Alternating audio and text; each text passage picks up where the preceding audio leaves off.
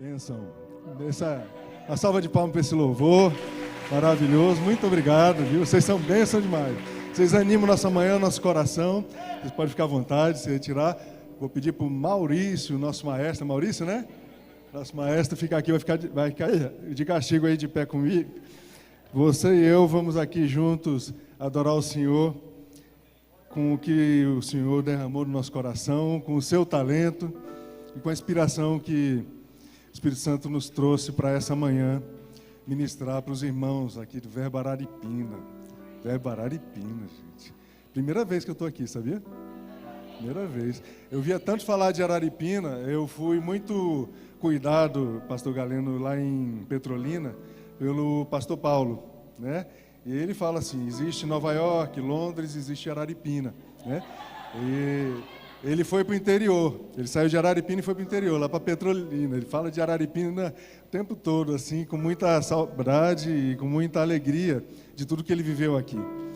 E Araripina me surpreendeu muito positivamente, porque eu sou de Rondônia. Quem aqui conhece a região norte? Levanta a mão. Deixa eu ver, 1, 2, 3, 4, 5, 6. Quem aqui conhece Rondônia? Olha aí, Rondônia, conhece Rondônia? Qual cidade? Eu sou de Porto Velho. Olha que bacana. Mas provavelmente para 99% das pessoas, dos irmãos aqui, eu sou o primeiro espécime de Rondônia que vocês conhecem. Ou talvez nascido em Rondônia. Eu venho de mãe rondoniense de Porto Velho, eu sou de Porto Velho, tenho 3 filhos nascidos em Porto Velho. Minha mãe nascida em Porto Velho, minha avó nascida em Porto Velho, minha bisavó nascida em Porto Velho. Eu sou o mais velho de 3 irmãos, dos primeiros a desgarrar, e o primeiro a encontrar o Evangelho como a minha razão de viver. Eu venho de uma família de outra religião, de outra fé, e eles continuam ainda, uma parte deles, outra parte já entregou a vida para Jesus, amém? E eu creio que não vai ficar ninguém para trás,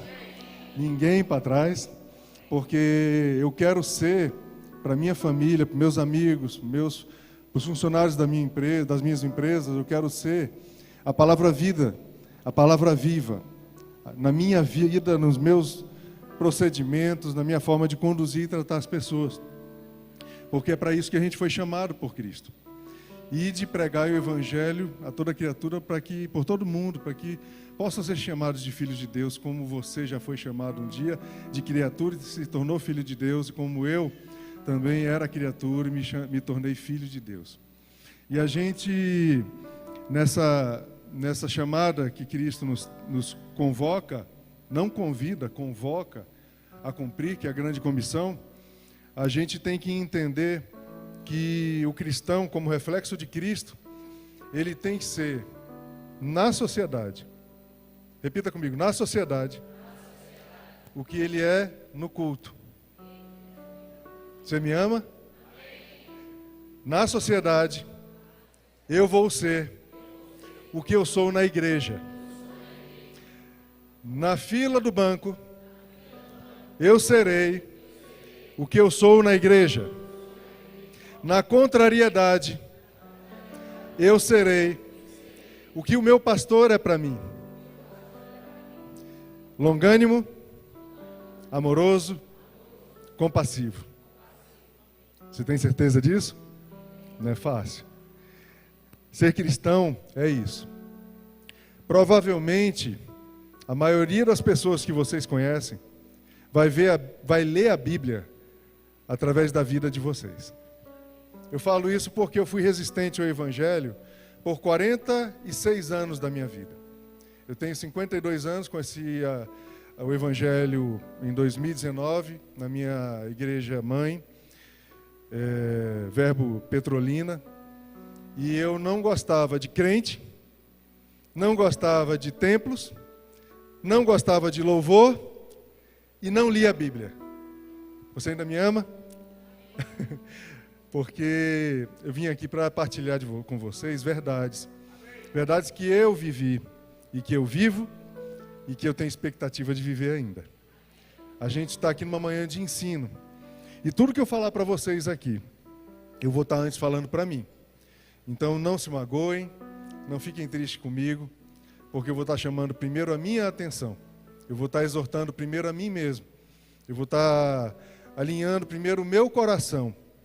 E não apenas gerando expectativa que isso crie algum fruto no coração de vocês, na vida de vocês.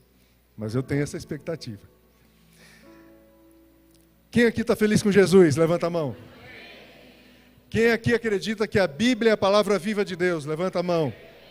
Quem aqui acredita que Deus está feliz com a sua vida? Levanta a mão. Certeza 100% absoluta que Deus é feliz com 100% da minha vida? Levanta a mão. Muito bom.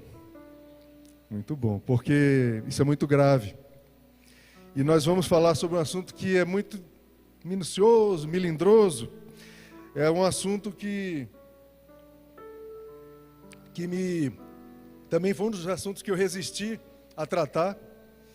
E é um assunto que a Bíblia nos ensina a ter muito cuidado, que é dinheiro. Falar de dinheiro em templo é algo, parece que é algo proibido, né? Mas deixa eu dizer uma coisa para vocês. Jesus, ele nasceu em santidade, viveu e se entregou por nós em santidade, sem pecar, sem pecado. Mas Jesus, ele veio em carne e se fez homem.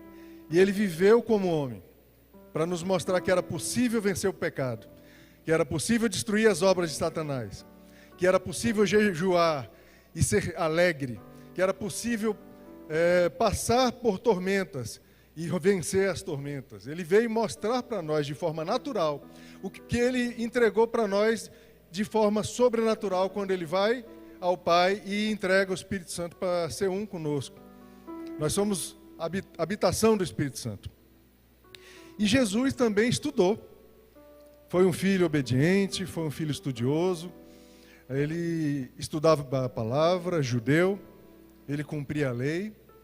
Ele crescia em estatura, em conhecimento. Jesus também foi empreendedor, foi profissional liberal, porque Jesus foi carpinteiro. E no original grego, a Bíblia, no Antigo Testamento, ela é composta 96% hebraico, 4% aramaico, no Novo Testamento, 100% grego.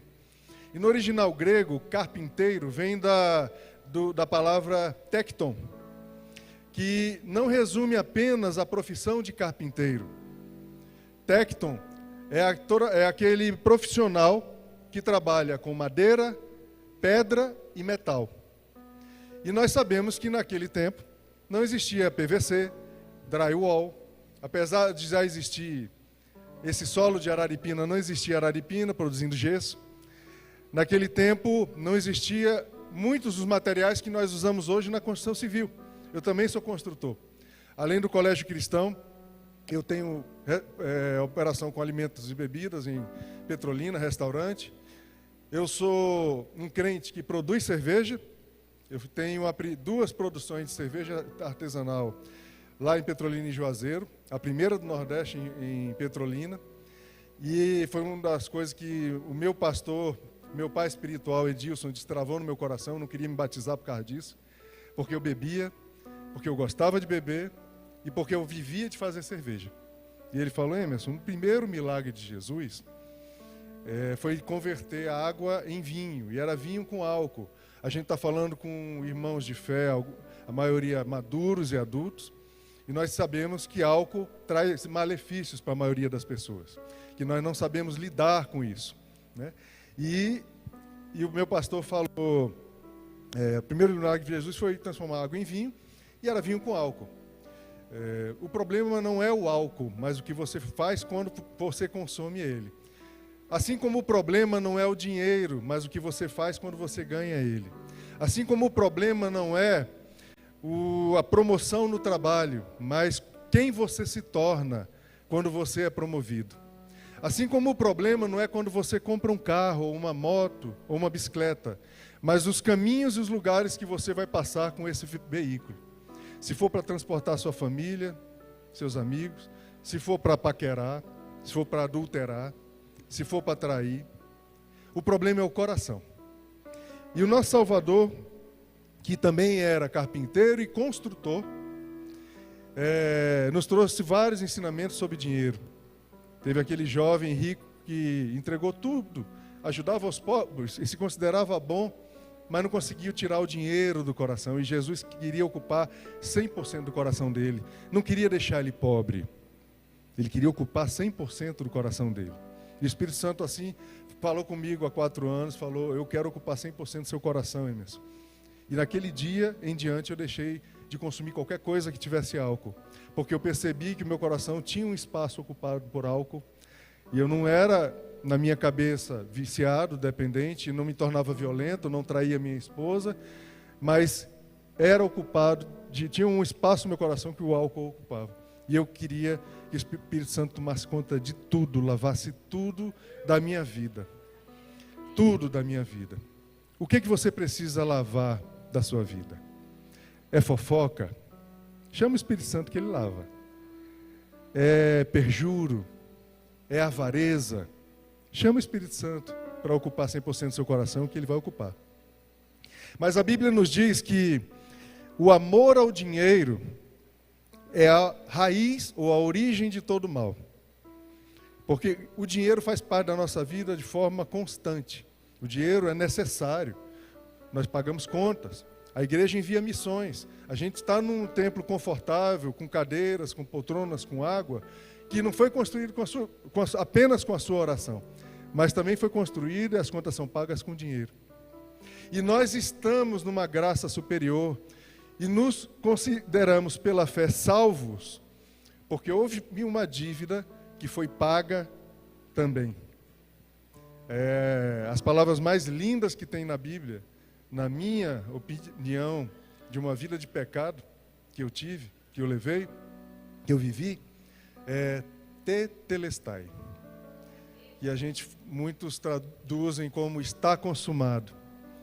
Mas na verdade, se puxarmos da origem, entre outras traduções, nessa mesma direção está pago.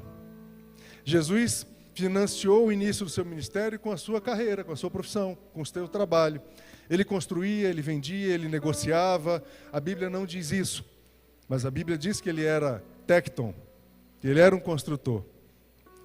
E que ele saiu por 3 anos e meio peregrinando com 12 homens, pelo menos, que tinham que comer, beber, se hospedar. A gente tem uma imagem de Jesus, pobrezinho, de Maria e José, pobrezinhas, na verdade, miseráveis, porque Jesus nasceu numa manjedoura. Mas a Bíblia diz que ele nasceu numa estalagem, porque não havia lugar, numa manjedoura, porque não havia lugar nas estalagens. Ou seja, procuraram vaga nos hotéis. Tinham dinheiro, se procuraram. Tinham dinheiro para pagar os hotéis, que eles não iam lá para dar cano, mas não tinha vaga. E eles foram, Maria foi dar à luz no lugar que tinha um teto para cobrir o nascimento do nosso Senhor Salvador. O nascimento foi num lugar humilde, mas nosso Senhor não era pobre, ele era o Rei dos Reis. O Rei dos Reis. Para ele também nasceu num lugar humilde para mostrar para você e para mim que a nossa origem não determina o nosso futuro. Que aonde eu nasci não determina aonde eu vou permanecer, nem aonde eu vou. Que o lugar em que eu fui concebido e fui trazido ao mundo, se eu fui concebido e trazido ao mundo com amor ou não, se eu fui planejado ou não, não vai determinar o meu destino. Quem vai determinar o meu destino é Deus. Eu sou quem Deus diz que eu sou, eu posso o que Deus diz que eu posso, e eu vou para onde Deus diz que eu vou. Eu hoje entrego a minha vida, meus negócios a Deus, todos os dias. E a condição que eu tenho de louvar a Deus, já que eu não tive o chamado, a bênção de ter o chamado pastoral ainda, de cuidar de um rebanho, a condição que Deus me trouxe foi empreendendo. E eu tive uma vida empreendedora, eu também tive uma vida pública na minha cidade. Eu passei 20 anos na vida pública ininterrupto, Fui vereador, fui vice-prefeito, fui prefeito, fui 3 vezes secretário de Estado ininterrupta. E aprove ao senhor que eu saísse lá de Rondônia, rodasse 4.000 quilômetros, é mais ou menos a distância de Lisboa a Moscou, 4.000 quilômetros para vir fincar raiz na videira, fincar raiz na árvore vida do Evangelho, viva do Evangelho. E lá eu fui muito ensinado, e sou muito ensinado pela vida dos meus pastores, dos meus irmãos diáconos, de todos que servem na igreja, porque vocês nos constrangem pela entrega e pelo amor. E eu quero também ter essa mesma entrega e amor com a condição que eu tiver, quer seja através da palavra ministrando, quer seja em oração, quer seja com sementes. E esse é o tema que Deus me trouxe ao coração partilhar com vocês. A potência na obediência.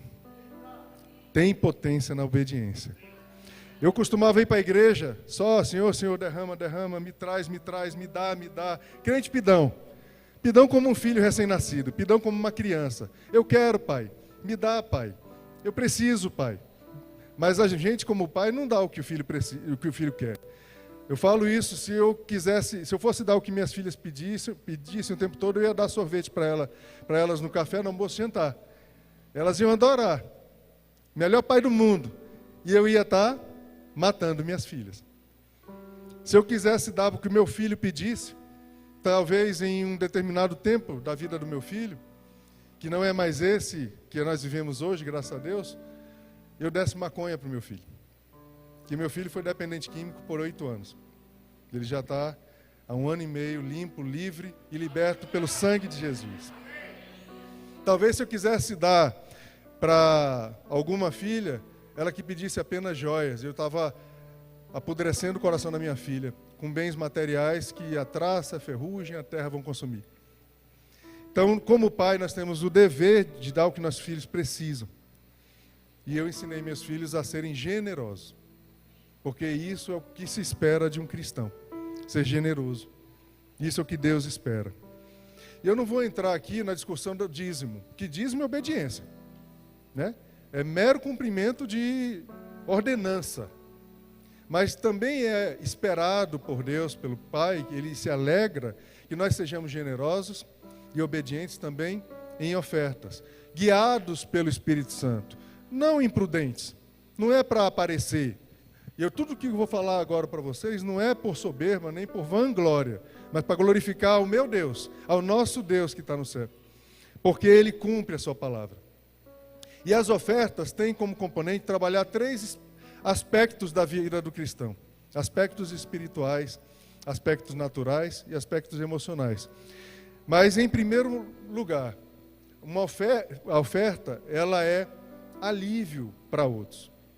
Abra sua Bíblia em Gálatas 6, versículo 6. Lembremos da oferta do menino também, que ofereceu 5 pães e 2 peixes e alimentou milhares. Ninguém sabe o nome do menino, mas alguém tem dúvida que esse menino está com Cristo hoje?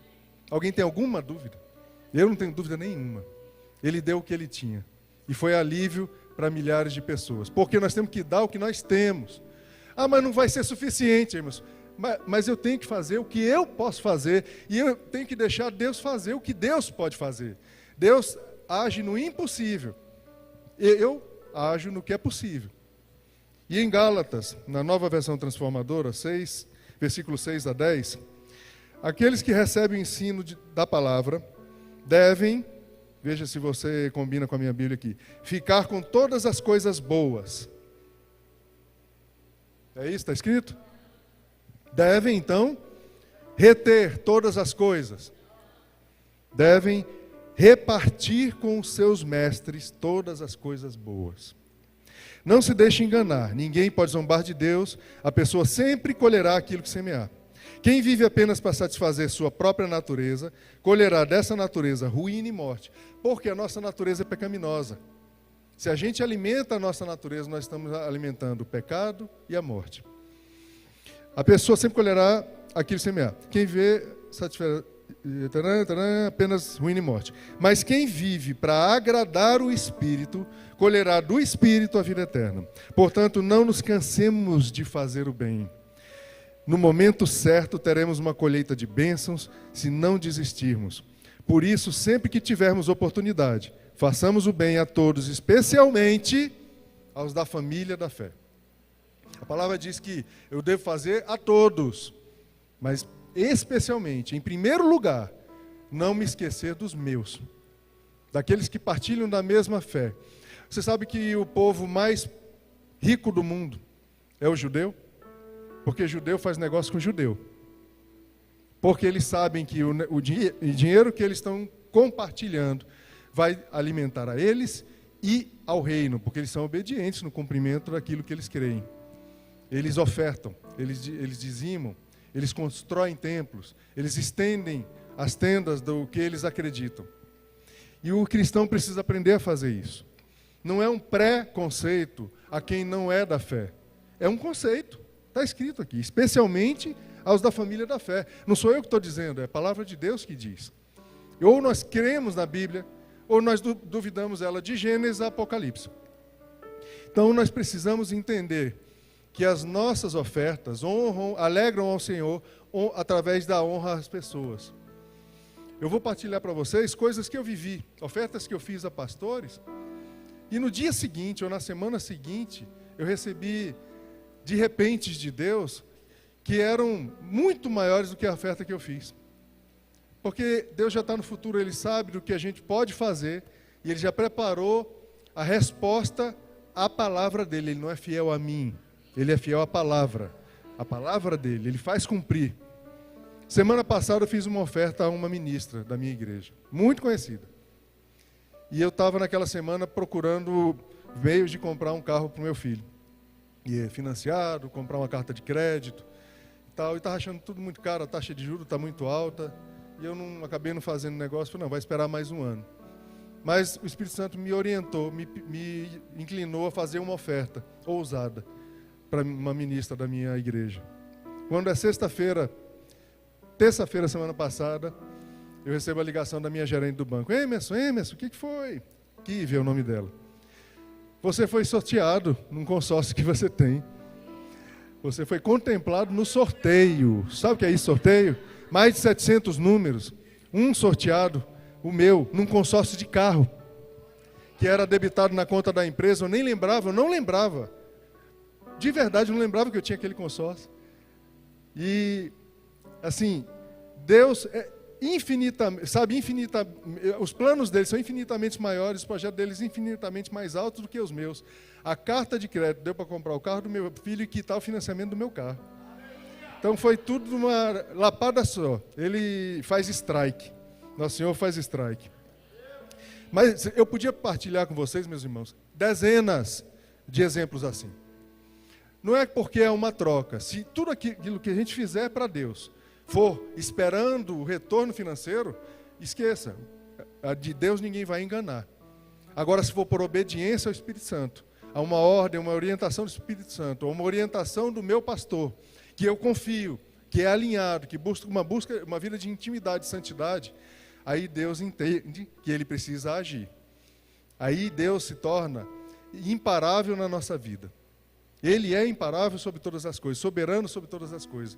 Mas Ele é imparável na nossa vida e no nosso desejo, porque Ele diz que Ele não deixa faltar semente ao que semeia. Ele diz que Ele sabe dos planos dEle para conosco, que são melhores que os nossos e maiores que os nossos. Ele se move através desses atos de generosidade. O segundo aspecto que a oferta trabalha na nossa vida é como alívio a nós mesmos. E isso é lícito. Pedir para nós, nenhum problema. Lembra, a gente está falando com um pai. A gente tem que falar com o nosso pai mesmo, como a gente é quando criança. Isso é absolutamente lícito. Então abra a sua Bíblia em Provérbios 11, versículos 24 e 25, por favor. E eu já vou lendo enquanto isso. Quem dá com generosidade se torna mais rico, mas o mesquinho perde tudo. No versículo 25 diz que, veja se está batendo com a minha aqui, o economizador prospera. O poupador prospera. O generoso prospera. E quem revigora os outros será revigorado. Em algumas versões está: quem alivia os outros será aliviado. Quem sustenta os outros será sustentado. Deus é fiel à sua palavra. A generosidade é uma chave que destrava o mover de Deus. Destrava a ação de anjos. Destrava livramentos. Destrava rompimentos de vícios. A generosidade não age apenas no aspecto financeiro, mas sobre todos os aspectos da nossa vida. E é lícito a gente pedir algo para nós que faça sentido com a palavra de Deus, alinhado com a palavra de Deus. Se um dia eu pedir: pai, eu quero o carro do pastor Galeno, Deus vai me entregar? Se um dia eu pedir: pai, eu quero que o pastor Galeno seja transferido para eu assumir o Verbo Araripina, Deus vai me entregar? Eu não posso pedir nada desalinhado com a palavra. Generosidade, eu quero que o pastor Galeno seja próspero no seu ministério, que essa casa cresça, que os irmãos se multipliquem e cubram a Araripina, de forma que os índices de violência de Araripina sejam minorados, de forma que homens não agridam mais mulheres, de forma que filhos obedeçam os pais. É isso, essa é a razão da nossa existência. Orar pelo cumprimento da palavra de Deus, da promessa de Deus para essa cidade, para essa região, para esse país, para esse mundo. Então, oremos sempre alinhados com a palavra de Deus. E Ele é fiel para fazê-la cumprir. Um outro versículo que também comprova isso, em 2 Coríntios 9, versículo 10. Ora, aquele que dá semente ao que semeia e pão para comer, também multiplicará a vossa sementeira e aumentará os frutos da vossa justiça. Aqui comprova que não é apenas dinheiro, mas os frutos da vossa justiça. Significa também bênção, graça sobre medida. Sobre medida. A gente não é capaz de medir, a gente não é capaz de conceber quanta graça Deus quer entregar para nós e nossas vidas, nossa casa, nosso negócio, nosso emprego, quando a gente é generoso no nosso pedido. O terceiro aspecto que a semente trabalha, a semente é a chave para o mover de Deus nas nossas vidas, é apoiar e ser parte dos projetos de Deus. A primeira era alívio para outros. A segunda, alívio para nós mesmos. E a terceira, sermos sócios de Deus. Sermos parte dos projetos de Deus. Eu sou empresário. Eu recebo quase todo mês algum irmão com uma ideia, algum amigo: Emerson, eu queria me associar com você, eu vejo você prosperando, você é um cara genial, e é isso e aquilo. Eles não sabem de nada, os inocentes. E não sou eu. O Colégio Cristão, que é hoje a minha empresa mais próspera, nasceu num templo, na palavra da boca do meu pastor Edilson, liberando palavras proféticas, na noite de 31 de dezembro de 2020. O meu melhor negócio, o negócio que me deu sentido de vida, sentido de legado, se tornou um ministério para mim, nasceu dentro de um templo, um negócio. Estou falando de dinheiro também. Um negócio extremamente rentável, no reino espiritual, nas emoções das famílias, no conhecimento das crianças. Hoje é dia de Enem. Nossos alunos estão lá. A gente montou um stand de apoio, da fruta, barra de cereal, chocolate, caneta, água. Oramos com nossos alunos, tem massagem, tem uma psicóloga. Tudo que a gente pode fazer, a gente faz. Tudo. O Colégio Cristão, esse ano, é o 3º ano de operação dele. Há cerca de um mês eu recebi uma moção de aplauso da Câmara de Vereadores por sermos o colégio que mais aprovou alunos em faculdades estaduais e federais no Vale de São Francisco. Estou falando de um colégio que não tem 3 anos ainda. Mas a FACAP, em Petrolina, no curso de medicina, das 28 vagas, 14 são alunos da nossa instituição. 50%. 50%, metade. Nem de longe os outros chegaram perto. Mas não é por um orgulho também, mas pela alegria de ver o cumprimento da palavra. A gente está ensinando nossas crianças com excelência nas ciências, com excelência no conhecimento, sem militância, sem doutrinação, sem estragar o que pai e mãe ensinam em casa. Mas ele também está semeando no coraçãozinho delas que eles são amados, eles são prósperos, eles são supridos, eles são queridos, eles são vitoriosos, porque quem diz isso é a palavra de Deus, e a palavra de Deus está entregando tudo isso. Deus está entregando tudo isso para os nossos alunos. Eles estão sendo potencializados na obediência, que obediência é potência. Repita comigo: obediência é potência. E os nossos alunos hoje estão fazendo o Enem, e olha, nem fizeram o Enem esse ano, e nós já somos, pelas provas que tiveram no meio do ano, pelo SSA, que teve no início do ano passado, desse ano, pelas provas que tiveram no início do ano e pela FACAP, já somos o que mais aprovou em faculdades estaduais e federais, e já somos o que mais aprova nos cursos de medicina, em Petrolina e Juazeiro. Um colégio de 2 anos e pouco de existência. Isso é talento meu? Não, isso é obediência. Isso é talento dos professores? Também, mas também é obediência. Obediência à nossa visão, obediência à nossa liderança. A nossa responsabilidade de carregar essa visão é derramada para os professores. Assim como um pastor tem a responsabilidade de carregar uma visão para a sua igreja. E se os nossos professores resistissem, a gente não conseguiria esses números também. Todo mundo remando na mesma direção, trabalhando e se dirigindo para o mesmo destino. Assim que acontece na igreja, é assim que acontece na casa da gente. Pai e mãe tem uma direção, uma orientação para filhos. Se eles se desviam, eles vão sofrer. Quase certo que eles vão se machucar. Em relacionamentos, em brincadeiras. Menino, desce desse muro, desce dessa árvore. Cuidado, não tira a rodinha da bicicleta ainda. Cuidado com esse amigo, cuidado com essa amiga. Cuidado com essa companhia. Então, obediência gera união, e união gera bênção. De Gênesis a Apocalipse, o único trecho da Bíblia que há uma ordem de bênção é no Salmo 133. Porque ali o Senhor ordena a bênção e a vida para sempre, na união. Uma igreja desunida, dividida, ela não prospera. E eu vejo aqui uma igreja unida, obediente. Eu vejo aqui uma igreja que se ama, que se suporta, que se sustenta. Uma igreja que confia na sua liderança. Uma igreja que confia na palavra de Deus. Uma igreja que busca conhecer mais quem é, quem vai, o que pode e para onde vai. Uma igreja que vai crescer em graça e em sabedoria. Uma igreja que vai crescer em prosperidade emocional, familiar, profissional e financeira.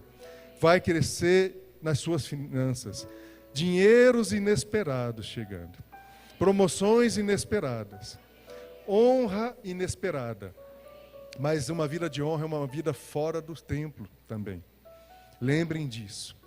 Eu falei ontem, brincando com o pastor Galeno, é muito fácil a gente ser cristão quando a gente bate com o nosso carro na traseira de alguém, que eu estou errado. Aí eu desço do carro todo humilde. Ô senhor, me desculpe. Olha, eu vou pagar seu conserto, ou eu tenho seguro. O senhor pode confiar em mim, eu sou cristão. Confia em mim, eu sou crente, eu não minto não. Eu quero ver o cristão ser cristão quando é a traseira dele que é batida. Quando ele está certo. Quando está parado no sinal e alguém bate no carro, olha para trás, está tudo amassado no carro.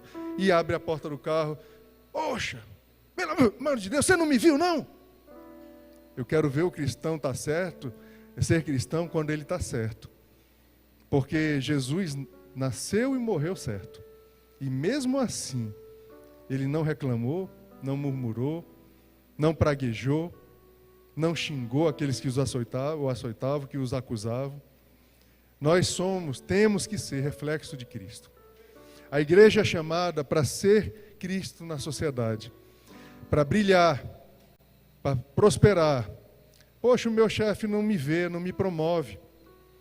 Quando foi a última vez que você trouxe algo novo para a sua empresa? A empresa que você trabalha melhorou no que com a sua presença? Ou você faz só o que todo mundo faz? Na repartição pública você entrega só o que todo mundo entrega. E você quer que Deus entregue mais para você por quê? Qual é a sua semente? Qual é a tua obra? Por que você quer ser honrado? Sabe, eu tenho restaurantes, eu vejo irmãos fervorosos, choram, se arrepiam, servem, e às vezes no restaurante meu não paga o 10% porque não foi bem atendido como gostaria pelo garçom. Será que o garçom estava feliz naquele dia? Será que ele não brigou com alguém? Será que ele não teve, como eu já tive, um filho perdido para as drogas? E ele estava preocupado, desatento? Ei, meu irmão, não é teu papel esperar ser acarinhado. É teu papel ser carinhoso. O papel do crente é ser carinhoso, afetuoso. A gente nada pode com a vontade dos outros, com a vida dos outros. Nós só podemos mudar a nossa. Nós nem podemos mudar a vida dos nossos filhos.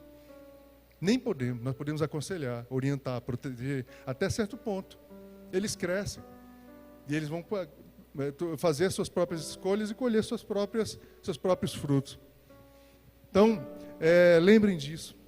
Toda vez que eu espero honra, eu espero colher honra, eu estou semeando honra onde eu estou. Eu falo para os meus amigos empresários: Emerson, qual o teu segredo para crescer? Eu falei: primeiro eu obedeço a Deus nas minhas decisões. Eu oro antes de abrir um negócio, eu oro antes de fechar um contrato. Eu peço a Deus orientação. Parece uma coisa muito boa, mas pode ser distração. E às vezes eu não fecho. Eu oro quando eu vou me associar. Eu não sou mais dono da minha vontade. Eu entreguei a minha vida para a dependência de Deus. A dependência é segurança. Dependência de Deus é segurança, em primeiro lugar. Em segundo lugar, eu faço mais do que espero. Sempre. Para poder colher mais do que eu espero colher. Não. Para poder glorificar a Deus nas minhas empresas, nas minhas decisões, nas minhas escolhas.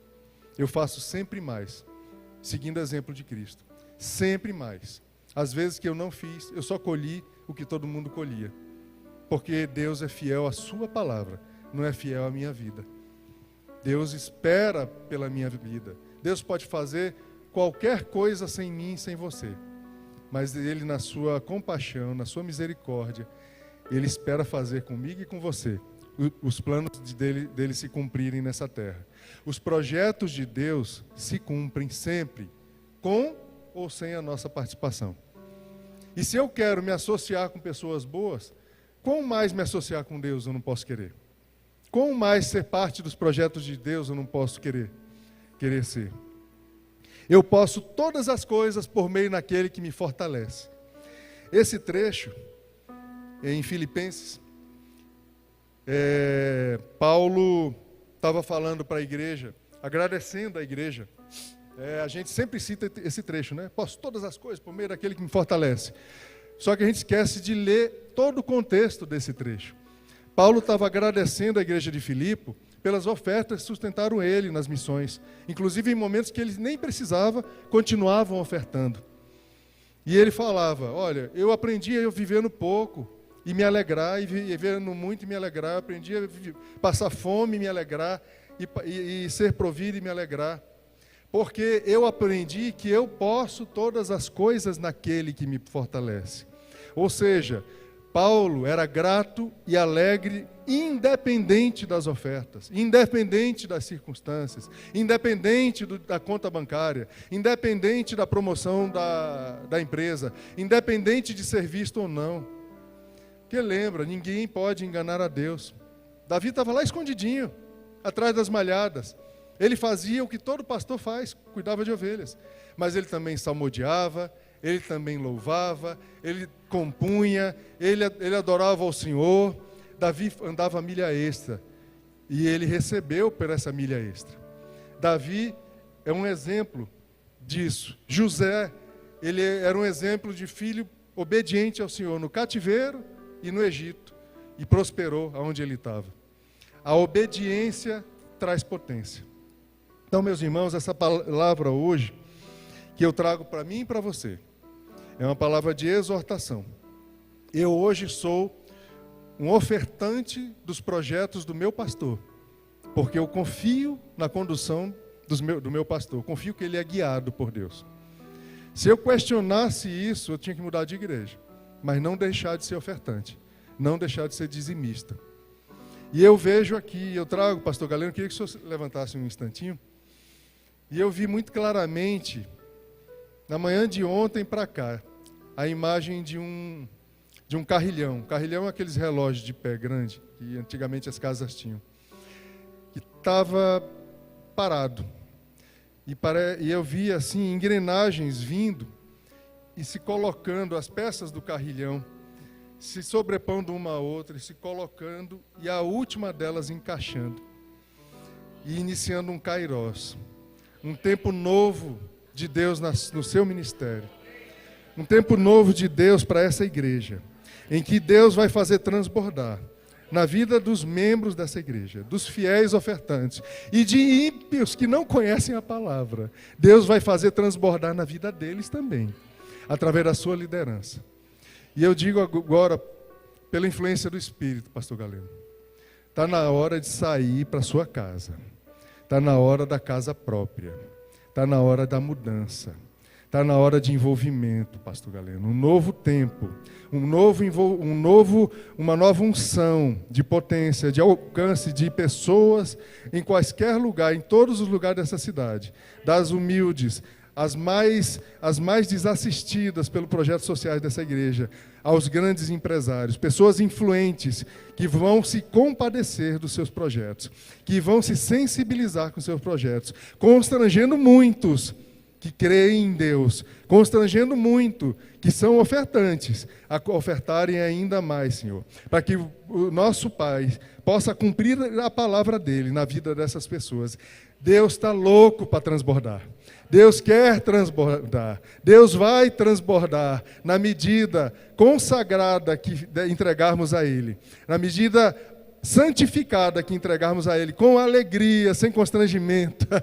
É com alegria. A casa nova está chegando. E vai ser grande para glorificar o Senhor, para alcançar homens como a mim, alcançar homens como os irmãos que estão aqui, que estavam perdidos, vazios e hoje encontram plenitude de alegria, regozijo e salvação. Muito obrigado, Senhor, por essa palavra, muito obrigado pelo ministério do pastor Galeno, muito obrigado pela vida dos pastores auxiliares, de cada um que serve nessa igreja, de cada membro dessa igreja, membro fiel. Eu declaro um derramar, um abrir de comportas, um transbordo, uma unção nova na vida de cada um, mais obediência de filho, mais amor entre o casal, mais prosperidade financeira, mais serenidade e paz emocional, shalom absoluto e sobrenatural na vida de cada homem, de cada mulher aqui. Assim será, em nome de nosso Senhor Jesus Cristo, todos. Amém.